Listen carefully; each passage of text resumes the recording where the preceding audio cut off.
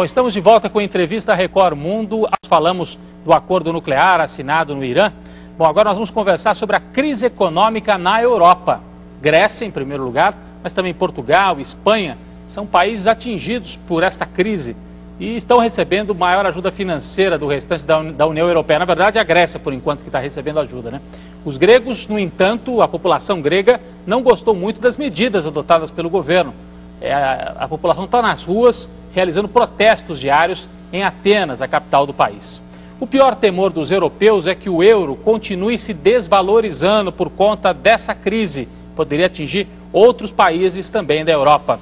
Bom, para tratar desse assunto aqui com a gente, estão Evaldo Alves, economista da Fundação Getúlio Vargas. Obrigado, professor, mais uma vez pela presença.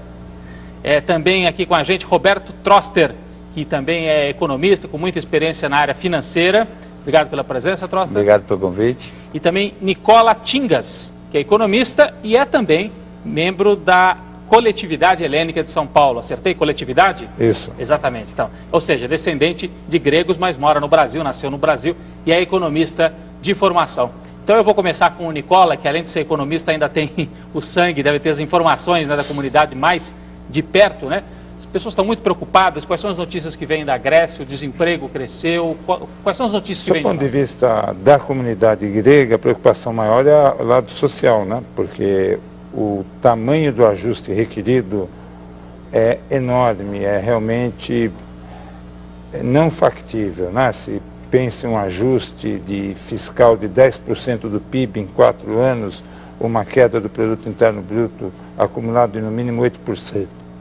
Numa sociedade que já tem problema de renda e de crescimento, vai ser muito, muito penoso e talvez seja inviável. E esse é o medo da comunidade internacional. Você pede, entre aspas, um ajuste, mas socialmente, do ponto de vista até político, né? Porque as manifestações estão nas ruas quase todos os dias na Grécia, né? Há um choque nas ruas mesmo. Isso, porque na verdade o problema grego é o problema da Europa como um todo, né? Nós temos os sistemas de aposentadoria, todos os benefícios sociais que a Europa sempre deu historicamente, tudo mais, quer dizer, o paradigma lá é diferente, por exemplo, dos Estados Unidos. Então, o preço disso a nível fiscal para os países é muito grande. E isso hoje vai ser retirado de alguma maneira ou diminuído de forma drástica. Redução de benefícios, inclusive redução de salário para funcionário público, né? Salários, benefícios, aposentadoria, uma série de coisas, quer dizer, mas o impacto econômico e social é muito forte. Então, existe aí uma queda de braço e talvez algumas outras opções devessem ser consideradas, né? Muito bem, então eu vou pedir para o Roberto Troster ajudar a gente a entender por que essa crise começou ali pela Grécia e se essa crise, até a gente conversava antes do programa, é um pouco a continuação da crise de 2008, ali das hipotecas nos Estados Unidos e se espalhou pelo mundo, ou tem raízes especificamente gregas e europeias?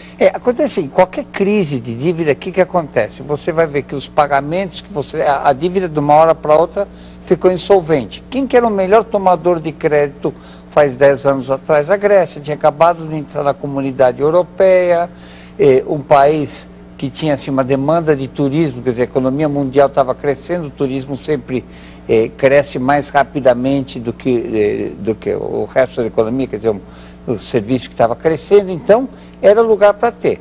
Aí o que aconteceu? Aconteceu duas coisas perversas, né?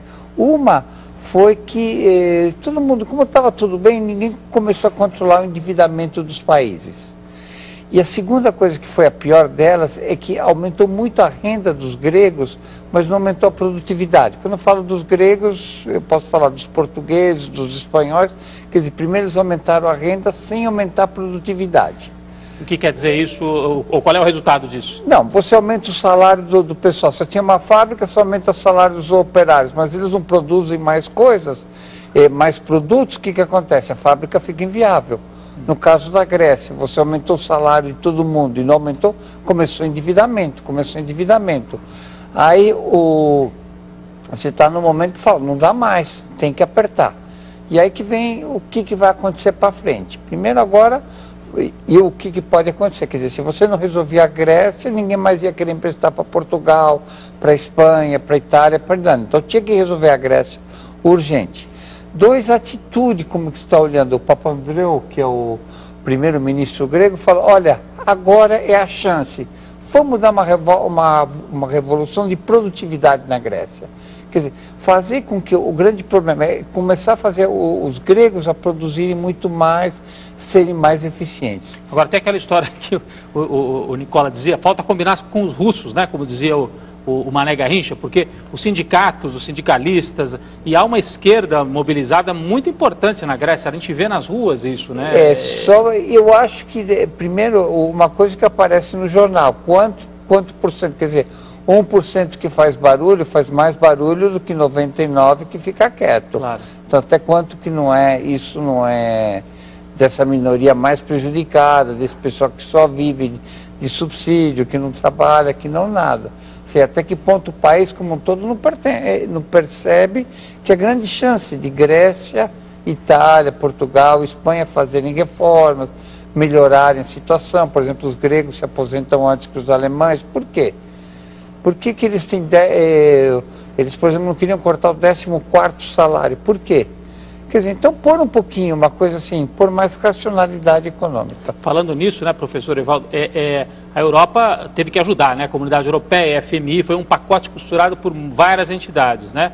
Entrou dinheiro do FMI, da Comunidade Europeia, não sei se do Banco Mundial também.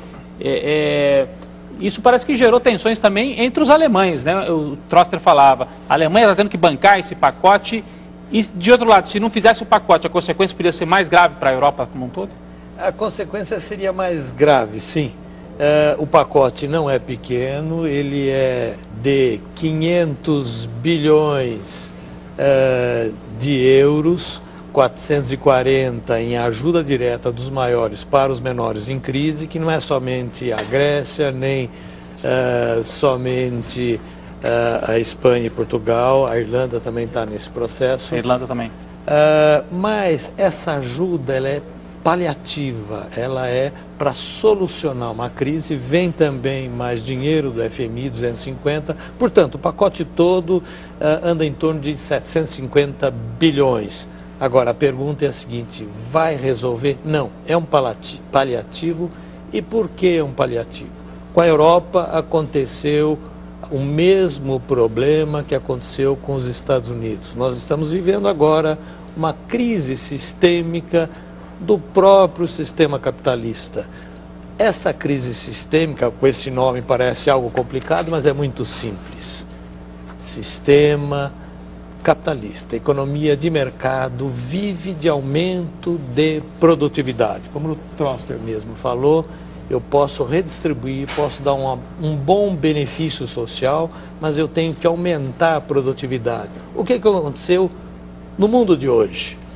As duas economias em crise, eu estou chamando a economia europeia de uma economia, sim, vamos considerar assim. A economia europeia está em crise porque não prestou atenção nesse aspecto. Da mesma forma que os Estados Unidos. Se a gente observar, a produtividade média na Europa não está crescendo, com alguma exceção, um pouquinho na Alemanha e etc. Mas de um modo geral não está crescendo. E a China os benefícios estão crescendo. Aconteceu a mesma coisa nos Estados Unidos há 2 anos atrás.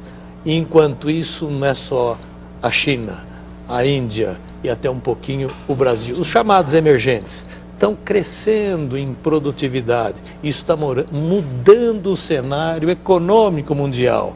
Então, no que era centro do mundo, Europa e Estados Unidos, a gente começa a ver essa crise porque não houve um aumento de produtividade. Em resumo, é o seguinte, a economia capitalista vive do aumento de produtividade. Eu posso distribuir benefício, posso sim, mas na exata medida em que eu crio mais riqueza, e essa riqueza é criada pelo aumento de produtividade. Muito bom.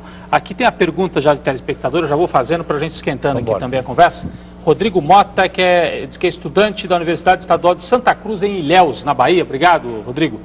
Ele pergunta se diante da conjuntura na Grécia, dos outros países europeus também, se vocês consideram, eu vou fazer para o Nicola, se vocês consideram que a crise grega pode ser um fator para o fim da moeda única europeia, ou pelo menos para colocar em crise, colocar em xeque o euro, né? E se estamos assistindo a um evento histórico como foi Bretton Woods, né, que foram os novos parâmetros para a economia mundial, ou é exagero falar nisso? É a pergunta do Rodrigo. Sim, há um risco efetivo e nomes como Paul Volcker colocam isso, né? O ex-presidente do Fed americano, que hoje é do comitê que tenta fazer a regulação bancária americana. Na verdade, nós estamos tratando de uma coisa que é muito maior do que até apenas uma questão de um país, né? A criação do euro se deu sem uma âncora fiscal. Se criou uma união monetária, mas não se criou uma convergência fiscal. Não se preparou esse bloco para andar. Por quê? Porque era muito diferente entre cada país e se manteve e se fez vista grossa, até porque esses déficits em muitos países já existiam há muito mais tempo. Quer dizer, foram agravados com a crise do subprime, que foi para o sistema bancário e sistema financeiro europeu. Eles lá tiveram que socorrer os bancos também. Os estados também tiveram que fazer intervenção anticíclica, gastar. Ou seja, teve a ver então com a crise que começou nos Estados Unidos? Tem. Porque, a situação fiscal da Europa se agravou também por causa da crise subprime. Tá. Porque os bancos centrais, o Banco Central Europeu, os bancos dos países, eles também tiveram que atuar junto aos seus bancos do sistema regional. Quer dizer, os bancos estavam com aqueles papéis podres que vinham das sim, hipotecas. Porque eles também tinham. Lembra que na Espanha, por exemplo, hoje você tem uma crise imobiliária muito grande, porque um dos países que mais desenvolveu o setor imobiliário foi a Espanha. Então, na verdade, nós estamos tendo uma crise, que é uma crise do euro, sim, e o euro está sob risco. É por isso que nós tivemos esse pacote que o professor acabou de se referir, que é para tentar ganhar tempo para fazer com que outras medidas sejam colocadas, como talvez um ajuste fiscal nos padrões que tem um modelo alemão, que a Alemanha está dando como exemplo, dizendo cada um que faça no seu país da sua forma, mas a questão é se isso é crível e viável, e é isso que o mercado pergunta hoje. Até se chegou a falar realmente que a Grécia sairia do euro, poderia ser uma das soluções, mas não foi o caminho escolhido, né? Não foi o caminho escolhido, podia ter sido isso a solução. Eu vou mudar a pergunta do João de Ilhéus, né? Do Rodrigo de Ilhéus. Rodrigo de Ilhéus. É que sem a crise mundial, a gente talvez tivesse tido essa crise na Grécia de qualquer forma, e na Itália. Quer dizer, a crise só acelerou, catalisou um processo. Agora, eu acredito que a grande chance agora para a União Europeia é para pôr os pontos nos is. Você começou o Nicola bem lembrou, você começou sem fazer os ajustes fiscais. Agora você tem recursos e você tem uma janela de tempo para fazer o ajuste. Eu acho que o futuro do mundo é uma moeda única ou duas. O número de moedas no mundo está diminuindo. E o euro é uma nova concepção de mundo muito mais moderna, muito mais avançada. E eu acredito que nessa crise, tanto a Alemanha como a França, provaram assim que tem um compromisso. Nós vamos fazer isso a qualquer custo. Certo. Quer dizer, tinham a chance de pôr Grécia do lado. Falaram, não. Vamos não pôr pela Grécia, não é nada pessoal, né, Victória? Não pela Grécia em si, mas pelo euro. E eu acho que, pelo menos o discurso, tanto do primeiro-ministro grego, como da Angela Merkel, hoje nos jornais, é justamente esse. Uma pergunta aqui, professor Evaldo, também vem da Bahia, Luiz Abreu de Itabuna, na Bahia. Ele está querendo mais esclarecimentos. A crise europeia está limitada à Grécia? Acho que quer que fale um pouquinho mais. Quais são os outros países? Qual é o cenário ali nessa crise europeia? A crise europeia, na verdade, não está limitada à Grécia. Existem alguns países da União Europeia, como Portugal, Irlanda, a própria Itália está um pouco nesse contexto. Estou falando contexto de um déficit fiscal grande, de uma dívida interna grande. E a Espanha também está? A Espanha também é o menos, com nível de gravidade menor, mas também está. E é interessante, esses países estão passando pela crise, como eu disse, da própria economia capitalista, só que cada um com a sua peculiaridade. Por exemplo, o problema habitacional, a subprime, afetou a Espanha, afetou a Irlanda, não afetou Portugal. Em Portugal o problema é outro, né? O problema é outro, é mais fiscal. Mais fiscal porque a economia espanhola, como a gente estava dizendo aqui, dependia muito do mercado imobiliário, construções, a Espanha inteira com obras, né? Uma coisa que a gente precisa sublinhar é o seguinte, não vamos esquecer que na Europa se está construindo o maior projeto de integração econômica jamais feita no mundo, no planeta. E esse processo, ele é um processo do futuro, como disse, agora há pouco eu trouxe aqui, ou seja, esse é o futuro, integração econômica, livre comércio entre as economias, para que aumentar a renda, e de fato a renda média na Europa aumentou. Então, é um projeto ambicioso, um projeto complexo, só pecou um pouco, deslizou um pouco na parte fiscal e na parte do endividamento desses países que nós estamos citando. Portanto, passível de correção e para a construção, sim, de um grande bloco que é a União Europeia e um modelo econômico para o futuro que não deve ser desprezado. Muito bem, a gente vai fazer um rápido intervalo, tem muita pergunta aqui de telespectador, dúvidas, inclusive a relação com o Brasil, como é que essa crise na Europa pode mexer aqui com o Brasil, dívida pública aqui no Brasil, né? O que isso lá tem a ver com a nossa dívida? Então a gente logo depois do intervalo vai fazer essas perguntas, você pode continuar mandando pelo e-mail que aparece aí na tela, entrevistarecord@recordnewstv.com.br. Já logo depois do intervalo.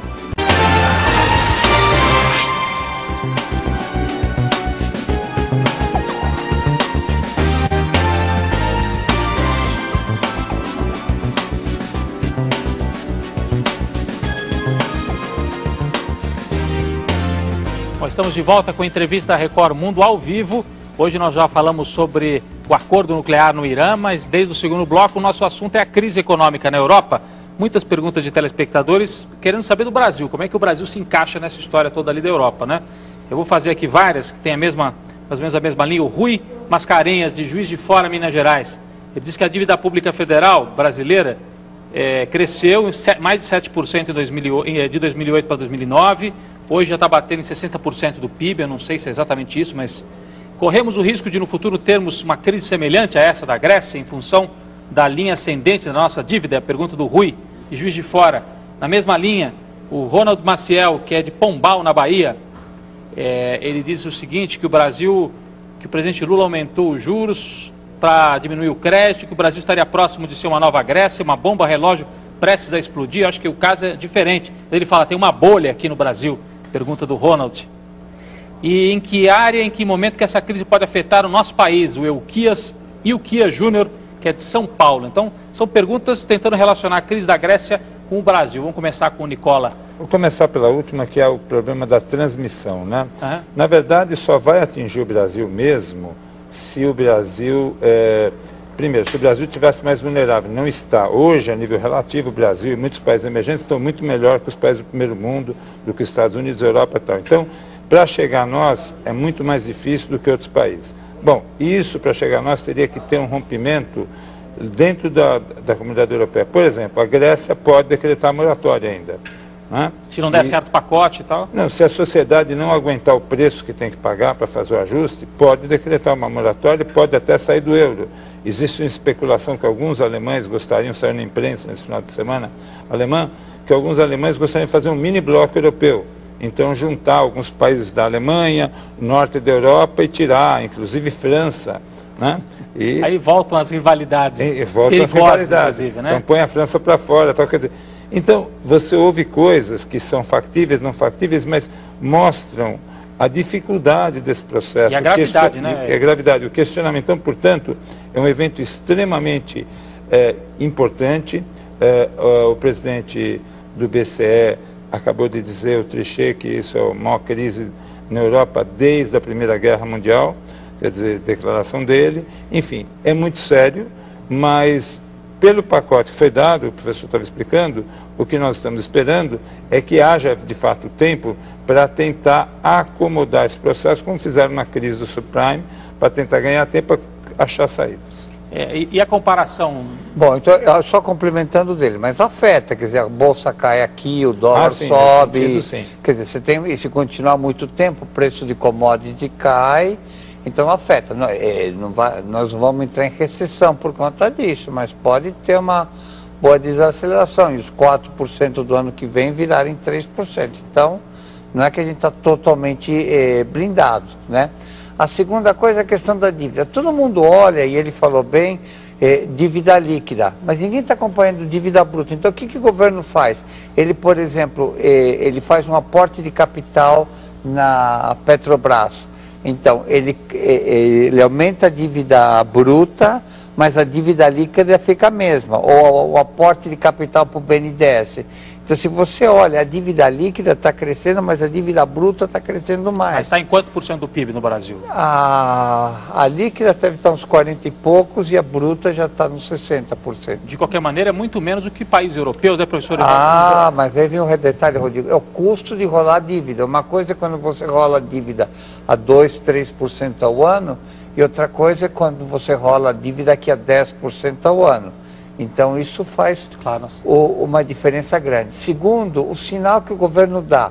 Por um lado, ele enxuga, ele tira os compulsórios, né, aumenta os compulsórios para tirar o crédito bancário e faz um aporte de capital no BNDES. Quer dizer, então você começa a dar alguns sinais, quer dizer, você não tem nenhum risco para 2011, 2012, 2013, mas é uma direção que você não pode continuar indefinidamente. O governo até botou o pé no freio já. Essa semana passada, o ministro Manteiga anunciou aí uma tentativa de... Desculpa, ele e eu, e com cabelo branco, eu vou te falar uma coisa. Ele anunciou que ele vai fazer, e ele vai fazer, são coisas diferentes. Ainda mais em ano eleitoral. Mas, professor, comparando a dívida brasileira com a dívida... O senhor estava me dizendo aqui de países na Europa que estão com a dívida em patamar absurdo. Exato. Né? Então, para a gente ligar essa crise, fazer uma comparação dessa crise com o Brasil, certamente nós não somos, em termos de economia, nenhuma maravilha, temos muita coisa que fazer, o nível de endividamento podia ser melhor, nosso perfil, mas vamos citar números.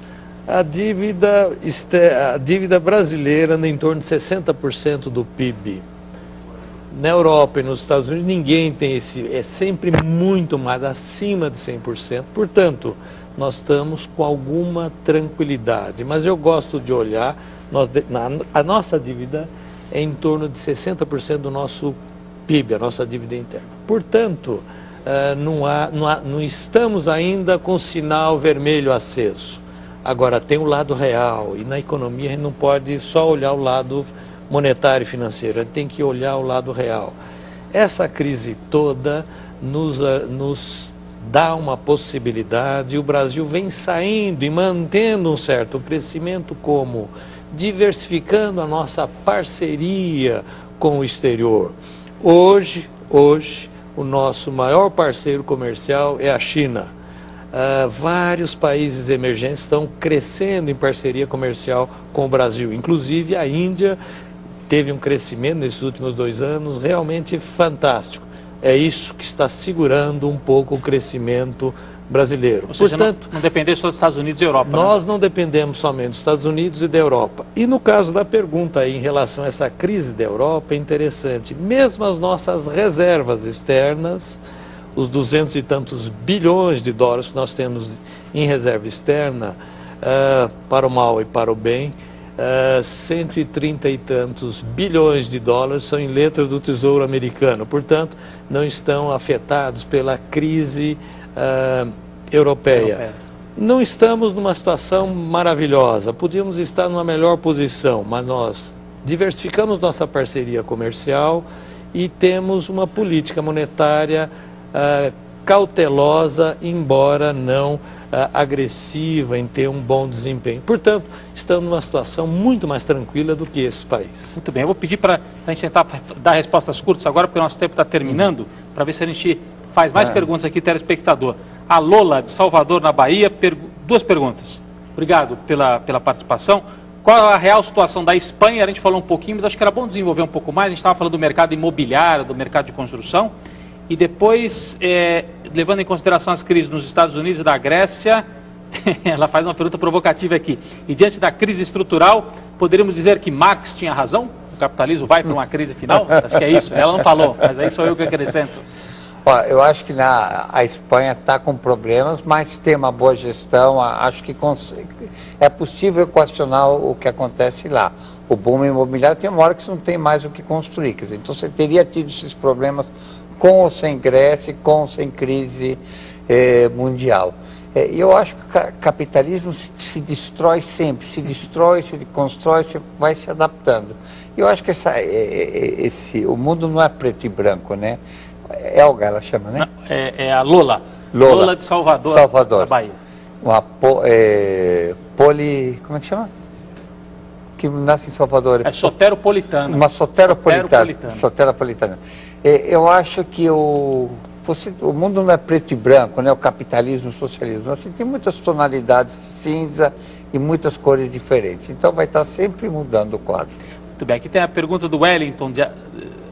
Ele pergunta por que os bancos... Eu vou fazer a pergunta para o Nicola, que até já falou um pouco sobre isso, a situação social, que talvez a sociedade grega não aguente o ajuste, que é muito forte. Então a pergunta é nesse sentido do Wellington. Por que os bancos e a União Europeia não pagam a conta da dívida? Por que tem que cortar nos trabalhadores? Por que ninguém falou em lucratividade reduzida? Esse é um bom ponto lembrado, porque quando nós tivemos as crises de dívida aqui na América Latina, nós tivemos reestruturação da dívida com deságio, ou seja, nós aliviamos uma parte da dívida entre os credores, sejam eles quem forem, quem estavam nos bancos, nas pontas dos fundos e tal, porque você toma risco, quando você aplica o seu dinheiro, você toma risco, seja no que for. Então, o país teve um problema, não pode pagar, e você vai pagar esse problema também. Então, nas reestruturações latinas, os países puderam se recuperar mais rápido, porque fizeram uma flexibilização através da redução da dívida e da flexibilização das suas políticas cambiais, coisa que lá com o euro não dá para fazer. Então, a questão é assim, se pudesse, na Europa como um todo, achar uma maneira de a Europa, a comunidade europeia, pegar essas dívidas e uma parte delas jogar para um futuro, criar um fundo europeu, alguma coisa, e dar uma saneada, uma reescalonada na dívida da Europa em geral, isso daria condição da Europa não passar o que se prognostica agora, um período muito longo de baixo crescimento. Enquanto a gente vai falando, são imagens da Grécia. A gente nos últimos dias teve imagens de violência, ali estavam passando imagens de gente distribuindo flores para os policiais, até acho que para um simbolismo de parar com a violência na rua, né? Protestos, gente na frente do parlamento grego. O senhor conhece Atenas? Conheço. Atenas tem muito protesto, né? Tem uma tradição de combatividade. O povo grego e o povo europeu, eles têm uma tradição de ser bem mais incisivo, né? Mais combativo, né? Mais combativo. Vem uma pergunta aqui da Ana Cecília, de Belo Horizonte. Ela fala um pouco, acho que tem a ver com o que o senhor estava falando no bloco anterior, que a Europa passa por uma crise, mas tem condição de sair, e tem a proposta interessante, né, de um bloco, né, de tentar unificar os países. Ela fala o seguinte: tem alguma coisa que eu não entendo. Como é que a Europa, como alguns analistas dizem, pode estar fadada à falência e não tem mais a acrescentar à economia global, se ela tem uma população bem formada, educada e, de certa maneira, engajada politicamente? Quer dizer, como essa equação não fecha na cabeça da Ana Cecília, que é de Belo Horizonte? Por essa razão que eu dizia, a União Europeia tem futuro, mas precisa fazer alguns ajustes. Eles não cuidaram da questão fiscal, mas tem futuro. Tem também que ajustar a questão monetária, e como já foi observado aqui, as dívidas têm que ser renegociadas. Para resumir, não é blague, não é piada. Eles precisam aprender um pouquinho com o que o Brasil já fez no passado. Eles estão precisando de uma lei de responsabilidade fiscal. Eles estão precisando de uma renegociação das dívidas deles. E eles estão precisando de uma reestruturação produtiva que nós começamos em 90. Na verdade, tem futuro. E eles estruturaram o sistema mais complexo de integração comercial e monetário. Isso certamente subsistirá. Agora, pensando na geopolítica do mundo, né? A Europa perde peso mundialmente, Trosta, você acredita? Eu sei que você é economista, não tanto no lida com a geopolítica. Eu acredito que não. Eu acredito que o projeto da Europa é um projeto assim, de séculos. Quer dizer, a Europa viveu séculos em guerra, decidiu, juntos podemos fazer muito mais. É uma concepção de futuro, de continente muito melhor, incorporando países bravos. Não foi um clube dos ricos, incorporaram os países pobres.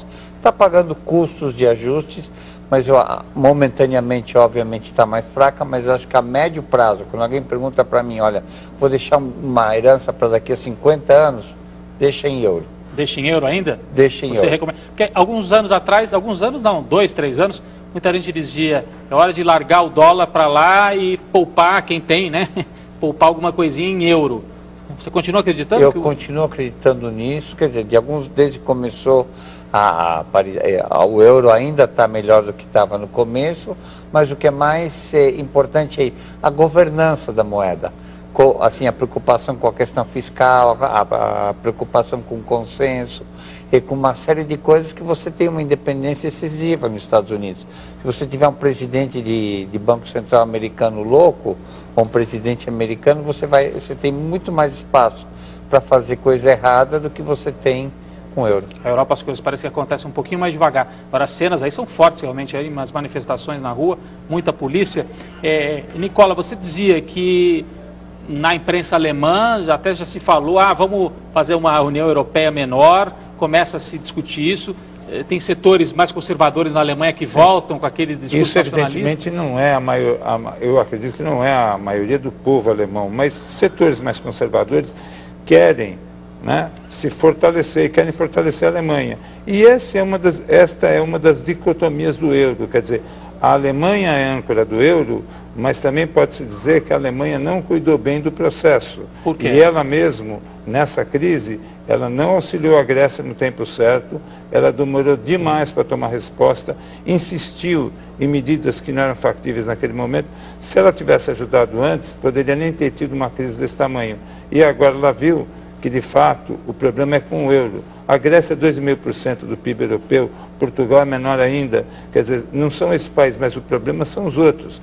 É o euro em si. Pode arrastar o euro para uma coisa mais séria. Pode arrastar o euro em si.